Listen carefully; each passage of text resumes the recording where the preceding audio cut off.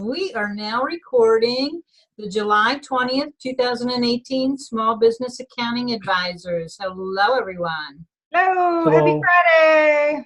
Happy Friday.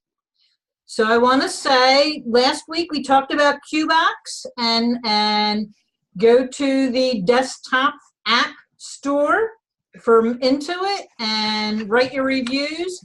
Everybody did that, and now they're like at the forefront when you go to there. Yay!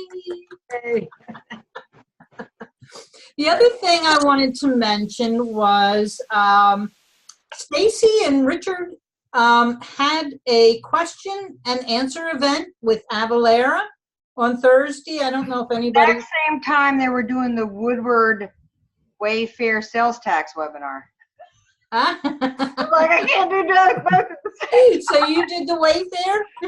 Yeah, I did the Woodruff. I got a migraine. Oh, no. Seriously, I got up from my computer, my neck was like this, and I went and got a pill. Wow. It's really overwhelming. Wow. Well, what I discovered, they had the event one place, and then you had to go to another place. And they said, go to BWAM. So I went to BWAM, Between Wall and Main. I was not at the right place. No. I needed to go to Business Workflow and Management. BWAM. What? Where's that? Is that another Facebook page I don't know about? That is what they're calling Apposaurus Rex now. Oh! There are lots of letters in the alphabet. Did they need to pick the same four? That's all I'm saying. Well, that's because isn't Between Wall and Main? They broke out and yeah, but there's a lot of letters in the alphabet. Pick four other ones. Yeah, well, they played with the word. What did it stand for originally? Between Wall and Main. That was the one that No, it was not Between Wall and Main. Between Wall Street and Main Street, wasn't it? No, that was what Seth named it when he split off from State. Oh, you're right. Yeah. Oh, Business. Well, this is now Business Workflow and Management. Yeah, and that wasn't the original either. I don't remember. you're talking about the bookkeeping helper? No, that's not it. It was bookkeeping something. Well, the original got taken over by the bookkeeping school or something. The school of We bookkeeping. don't want to talk about that. No, but I'm just trying to think of the The flow and the timing. BWAM, I swear Seth was the one that started. And He did. now it's Yeah, he did. Yeah. He piggybacked with her because well, he did, and I thought they separated on good terms. They were just good terms. whatever. So why would they choose that same acronym? Probably because of the following. Yeah. Brand recognition. I mean, it's important. Okay, well, I didn't watch the rest of the question and answer because I missed it. Trying to find it. And What's it called now? Business. Okay. Okay. So Linda, Yes. you had some experience with Veem this week. Let's talk about that. I had asked in a couple of the different groups, Between Wall and Main or whatever the new name is, and our group, SBAA, Small Business Accounting Advisors, I had a client that makes payments to Canada. She makes between 5 and 10 payments a month, and they're very low payments. Some of them are under $5, and some of them are up to as much as like maybe $45. And so I asked that on Facebook with those specific numbers, and people suggested using Veem. Like a lot of people suggested a few other things, but they really went for Veem. So I went to Veem and I got information and I signed up for it, and it's a free service. It's free for accountants, and it's actually free for their clients. And it sends money all around the world overseas. Turns out my client signed up and made her payments yesterday, but they were all under $50, and that's the minimum. And $50 minimum. A $50 minimum, and that makes sense. There's no charge for sending it. They charge between 1% and 2% on the exchange rate. That's where they get it when they make the exchange. That makes sense. So would it be an option for them to hold the payments until they reach $50? Well, that was what my client actually called and said, you know, there should have been something on your website warning us that there was a minimum. She said, I spent hours, you know, signing up, going through the process and everything, and nowhere was there any mention of a lower minimum. See, there's no high minimum. There's no high maximum. And so, I'm sure that there probably is. Try and do a $10,000 transaction and life will change. Well, I looked into one of those yesterday. Didn't know there was a limit. Hundreds of thousands of dollars. So, and he's really interested in that one. He's kind of salivating behind the veil or the screen.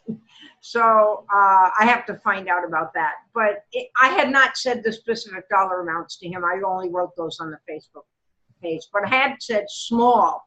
But in his mind, and this is interesting because as human beings, when I say small payments, I may be thinking less than $20 and you may be thinking less than $200. And in his, you know, he was thinking when I said small, oh, I probably meant under $500 because he's used to bigger payments. So, and that happens all the time if you don't actually clarify. And be specific, absolutely, absolutely. So anyway, it worked out okay. She's going to use PayPal, so to send $2.40, she's going to pay $2.99. She might want to consider doing it once a quarter instead of once a month. Yeah, he suggested that. Thing.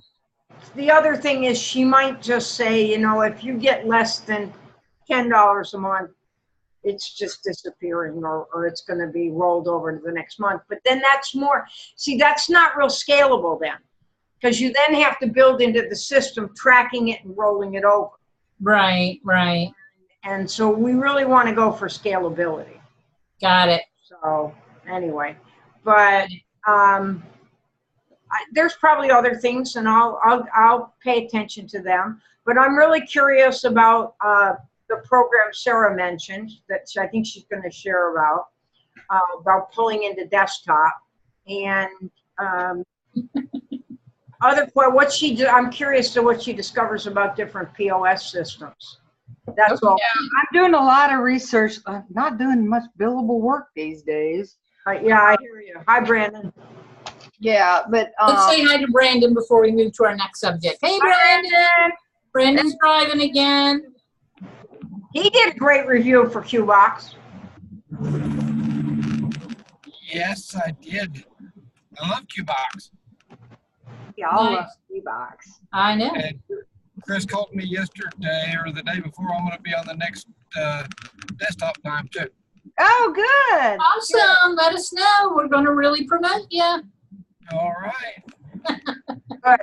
He said he had somebody bail, so I was only a fallback. So That's okay. We love you. We'll watch it. Yeah. Oh, I wonder if he would let me do Skyline and how Skyline works with desktop. Skyline Cloud Services? Oh, you know, I was one of the people that was on Skyline, but I don't want to talk about it over Got it. here. Yeah, because I think they're fantastic. Because I didn't do anything with them for years, so yeah, I'll talk with you separately. So far, it's been phenomenal. Okay. Companies change, you know. They get new owners, they get new You know managers. what? I think part of the problem is Skyline, they're in the East Coast. I don't know if that has anything to do with it. It may. Because now I used Cloud9. Okay. And I did have a problem with Cloud9. Oh, I'm talking about merchant services, not cloud. Oh, not okay. a Sorry. hosting service. I didn't know Skyline hosting they've been bought out. They're gone. Yeah, that's a different. Yeah, I know. So Skyline Payment is a merchant service that works with QBO desktop, the machine, virtual terminal, a payment page. I mean, it's just. Oh, Do I they wanna bring look them at in and attach to invoices like QuickBooks does? It sits. Yep. It reads your Nice. QuickBooks and can hold 10 credit cards. Oh, Oh, yeah. you know what? I think one of the reps tried contacting me about 6 months ago. I saw them at a Sleater thing years ago, and I signed up and forgot all about it because they have like a minimum of 10,000 a month is their target for sales. And I didn't have that many clients that hit that. So, but now I'm like, it's fun. It's fun being able to automate stuff that is that's a pain point. So anyway, I'll find out from Chris if maybe we could do a Skyline, get them on. Nice. Ledger Sync is doing some new stuff. I saw they've got a new, well, these bank feeds are a problem because of maybe a good problem. The security. The banks are trying to get more and more security in their industry. But it's wreaking havoc with these apps that are trying to pull in information. So HubDoc's having trouble. Ledgers, they're all having trouble. The QuickBooks Online and the feeds, they're all having trouble. So one of the things Ledger Sync's doing is what you do is how do they do it? You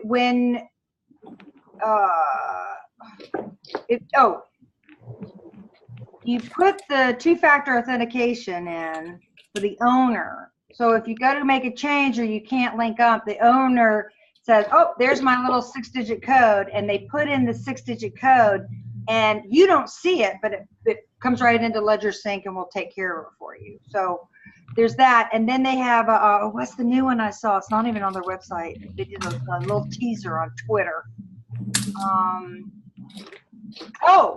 ADP. They've got a new link where it's doing ADP run in the reports, and you can configure how you want to import it into QuickBooks. But they've done that for a while, though. In Ledger Sync?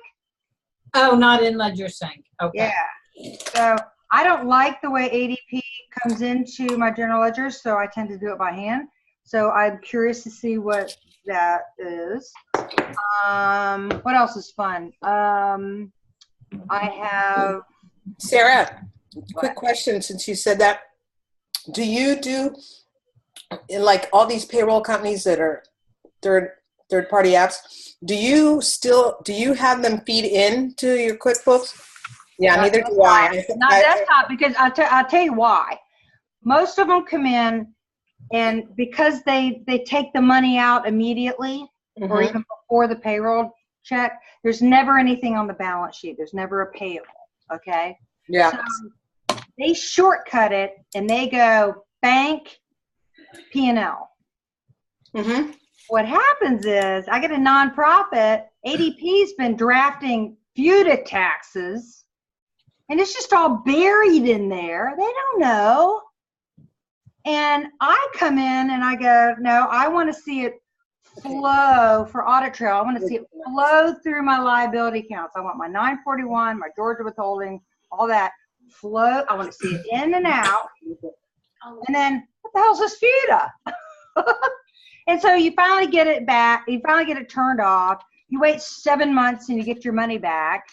And then, it's 4 years later, and I get a notice from the IRS that says, why did ADP file a 940 return?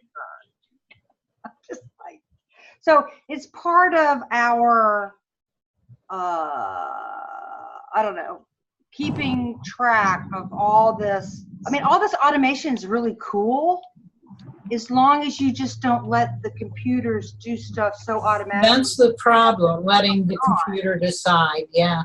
Right. So, so I'd like to see if there's a different way to do the ADP so that I can see it flow the way I want it to flow.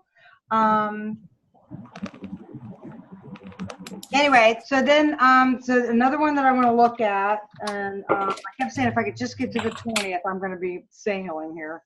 Had a big project. Is it auto entry? You had Vendor Sync and DeSoto. Yeah. Okay. Oh yeah. Well, I'm just going through some of the. Yeah. Let me. What do you think of auto entry? Because somebody's been trying to contact me like every week through Have you auto seen entry. Hector did a video, an introduction video, the first time he looked at it. Uh-huh. Their technology is awesome. So Really? I'm back to, okay, it's time. I need to line them all up again. Everything's new and different. And how do they compare to HubDoc? How do they compare to LedgerSync? You know, some do some areas great and other areas not. Okay, so this new vendor sync is another one in the toolbox that could make this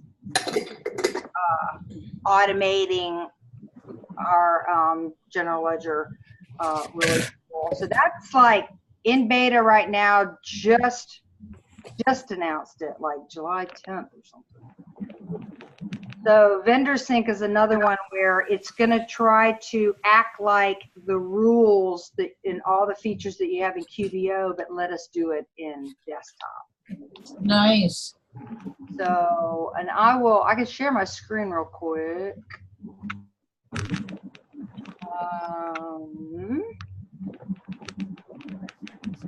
Screen, share. What have I got here? I don't know what all this garbage is over to the right. Yeah. Okay, so I don't know if you can hear this. Let's see if this works. Welcome to Vendor Sync, your bank feed enhancer designed for QuickBooks Desktop. Every day, more and more people convert to cloud-based platforms, sacrificing powerful desktop features for workflow efficiency. But what if you didn't have to? What if you could have both? Unlike other data import programs, Vendor Sync focuses on one path, enhancing the bank import process. Join us as we demonstrate the most efficient way to assign and categorize the transactions you download from the bank. With Vendor Sync, you can quickly convert a variety of file types into our custom QBO import file. Select from CSV, Excel, OFX, and QBO formats to process data regardless if the institution is supported by Intuit or not. Take advantage of our batch editing feature while assigning pay names to your transactions directly from your QuickBooks vendor list.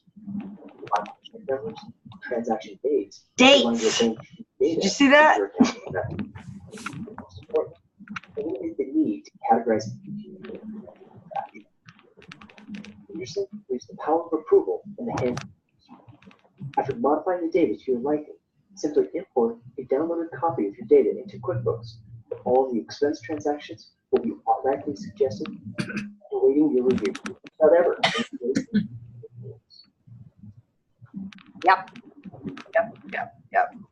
So, a couple things. LedgerSync will. Hello.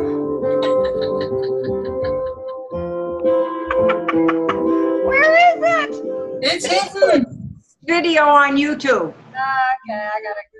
YouTube goes to the next one. It goes to the puppy video. Okay. Automatically. So, I'm seeing a couple things. It's obviously written by an accountant. I can't wait to talk to him. But if you are doing after the fact accounting where you're reading bank feeds and a check clears on the 10th, but it was written on the 30th, what date do you want in your checkbook? When it was written. Yeah. It was written. So that was the first thing I noticed. So this program becomes a database where you can actually take all your vendors and assign them default general ledger accounts. So it becomes your rule center. And what's nice is, as long as you can get data from your bank, comma delimited, Excel, QBO download, Quicken download, how many credit cards are really personal credit cards and they only do those QFX things or something. Yeah. Comma delimited, anyway, as long as you can get that data, we even have tools that will read PDFs and make Excel files.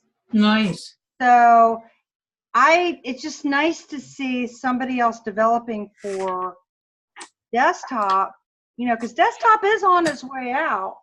But until then, until we've got the features that we need to go to QBO, I'm missing all this rural banking stuff.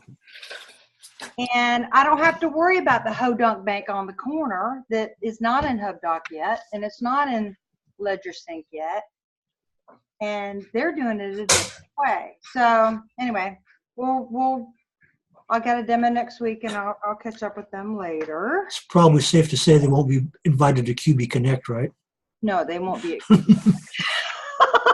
I highly doubt that. Yeah. But yeah, so maybe I'd like to find out what they're about. You know, they're brand new, they're a startup.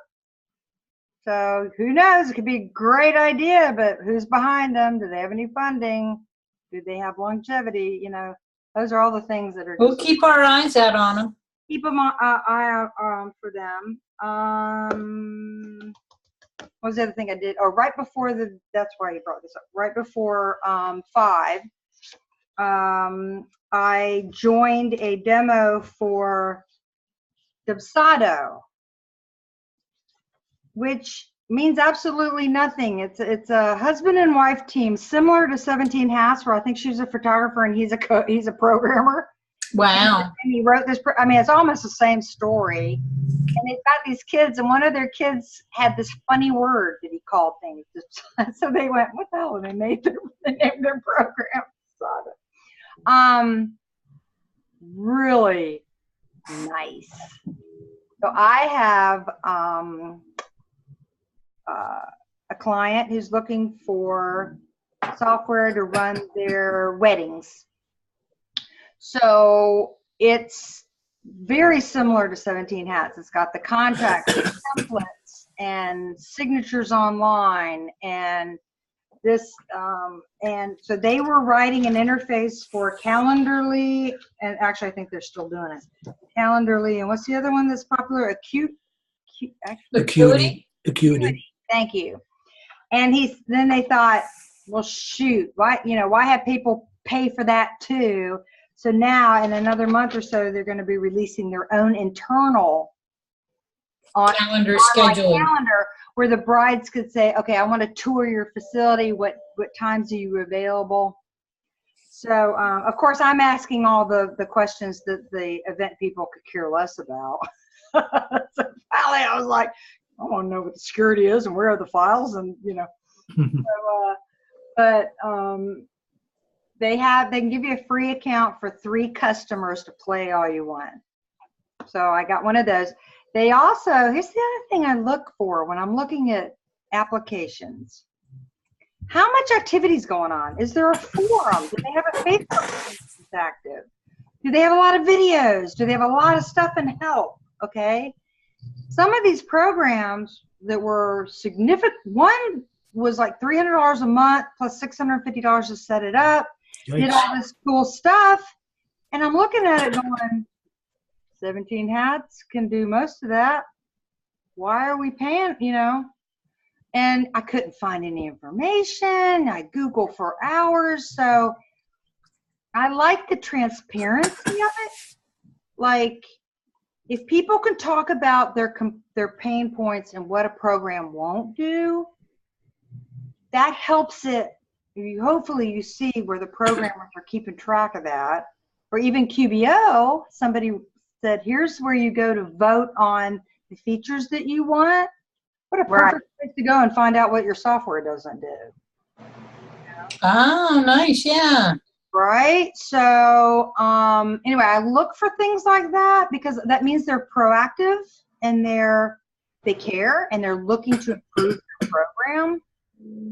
So I got into you have to have a Dubsado account to get into the Facebook page. I was in there for hours. So I would go to a little search, and I searched for venue, wedding.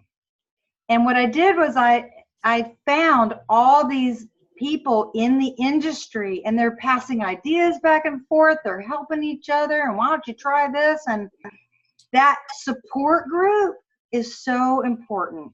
And so, yes, and anyway, What's the name of this?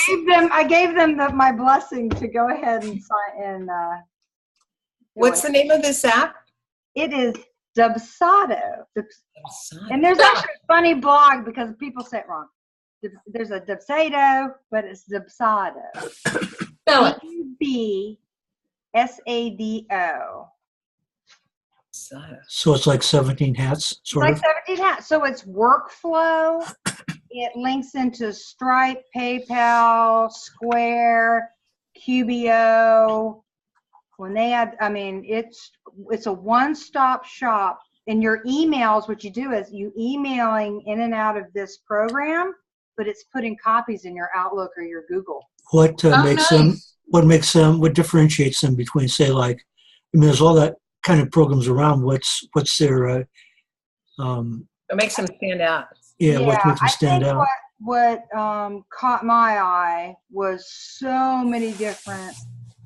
It's a one-stop shop. Like, I don't want to go buy an add-on for this and an add-on for that and an add-on for that. So there are articles out there. I don't want to get into it of pros and cons of things like 17 hats and Dubsado, but I wanted to just bring it to your attention. So if you have a need to look, then do a comparison, because 17 hats is very strong in some areas. It's really nice for what do you call them? Because I'm not one. No, artists. Well, I want to say artists. Creatives. Okay, got it. Creative. So What? The 17 hats, you mean? no, well, 17 hats is too. But what I like is being able to have templates and design the screen. Oh, yeah. Design the smart fields. And this times this equals this. And I design a package and go, well, and for them, it's like for beverages, well, how many people do you think you're going to have? And if you're going to do package number 4, it comes in at 16 ahead and it does all your math. And all this is happening for you. Nice. And so then it does a proposal. You just approve the proposal. They sign it. It turns into an invoice. I don't have to use Square and all that. I have a URL for our existing merchant account. They click on that. That's the only disconnect right now, is they'll be able to click on that, and they need to know when a payment's been made. So they don't have so much volume they can't post a payment to their bride's account. So we're going to make it work. Could one of you type in the chat the word? Yeah. I don't care who does it, but. And I could probably do a link. And if somebody feels like pulling it up, I know it's after 6. And we're Oh, there it is, Dubsado. Yeah, I see. Found it. Nice. oh, got it. I'll put a link. Perfect. Once we're done and put the show up. Got it. So It's just something else that you know, we see 10 million apps all the time, and every once in a while one will go, Now it doesn't do scheduling, right? It's not well, that's what's coming. Is the online scheduling. because I'm thinking of going to Acuity. you should talk to You may Misha. want to Misha is a big Acuity user. Yeah, and I think also, and might be too, also Joanne uses Acuity. Joanne. Yeah. I have Acuity. Speaking You of, do? Yeah, I use it. I put it on my website, so when I have time, I will give up to 30-minute free consultations, as long as I don't have to drive anywhere. And so you can, control what days, what hours you're available and what days. It's like about $9 a month. Right. So But you can embed it in your website. right. So it looks like you're going to be included in your Dubsado subscription once they get it working. Nice. And Nice. hopefully you already have Acuity that you can interface it. So I'm going to just use it for $10 a month, and so I was wondering if I could put it on my LinkedIn page, but I guess I could do a link over to my web page and put it on my web page. Well, there's HTML you can just embed in your web page. I've got on my web page. You can see. I really like scheduling my appointments at the vet's office using the scheduling. So I'll be able to scroll through which vets are available, what days and what time. There you go. People might really like that too. And I Yep. can show you what it looks on my website if you want. Well, we're going to end for today. We'll talk after, Dennis, and you can share then. Sounds good. So we will see you all same time, same place next week. Nice weekend. Have Bye. a great weekend, everyone.